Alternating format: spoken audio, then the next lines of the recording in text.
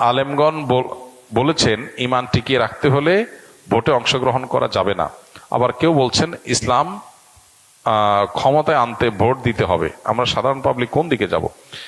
দেখুন, এই বিষয়ে আমরা বলেছি এর আগে।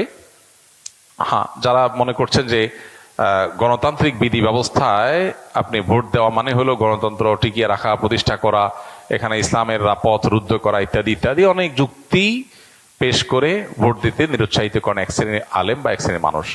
আমি বলেছি যে পৃথিবীর সংখ্যাগরিষ্ঠ ওলামা একরাম, সেটা আরব বলেন অনারব বলেন, তারা কিন্তু যেই সমাজ, গণতান্ত্রিক সমাজ বা যে দেশে গণতন্ত্র প্রতিষ্ঠিত আছে, প্রচলিত আছে, সেখানে তুলনামূলক ভালো মানুষ যে দিন, ইসলাম, মুসলিম উম্মাহ এবং দেশের কল্যাণে আসবে, সেই ব্যক্তিকে নির্বাচিত করবার জন্য ভোট দেওয়ার পরামর্শ দেন। এবং শেখ মোহাম্মদ সালেহ আল উসাইমিন রাহিমাহুল্লাহ, সৌদি আরবের, তিনি কিন্তু এই ব্যাপারে বিশেষ গুরুত্ব আরোপ করেছেন। অতএব আমিও মনে করি তাই, যে যেখানে ভোট দেওয়ার মাধ্যমে আমি অন্তত মন্দ ঠেকানোর এবং তুলনামূলক ভালোকে এগিয়ে নেওয়ার চেষ্টা করতে পারবো, সেই সুযোগটা আমার নেওয়া উচিত।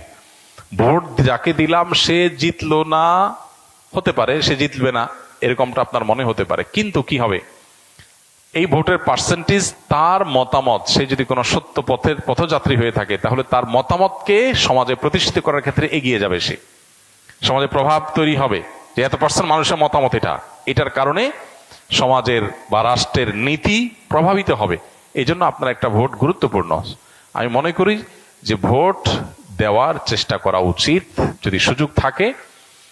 আর যে সমস্ত ওলামা একরাম বলছেন না, দেওয়া থেকে বিরত থাকা উচিত, ওনারা একটা দৃষ্টিভঙ্গি থেকে বলছেন, আল্লাহর কাছে তাদের ইস্তেহার জন্য তারা আজর পাবেন নিশ্চয়ই।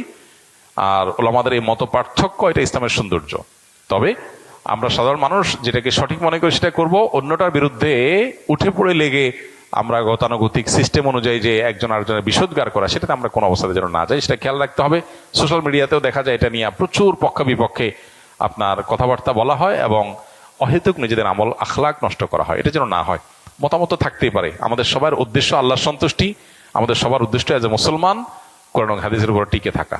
ইস্তেহাদ বা গবেষণা, এটা কিয়ামত পর্যন্ত এটার রাস্তা ওপেন থাকবে।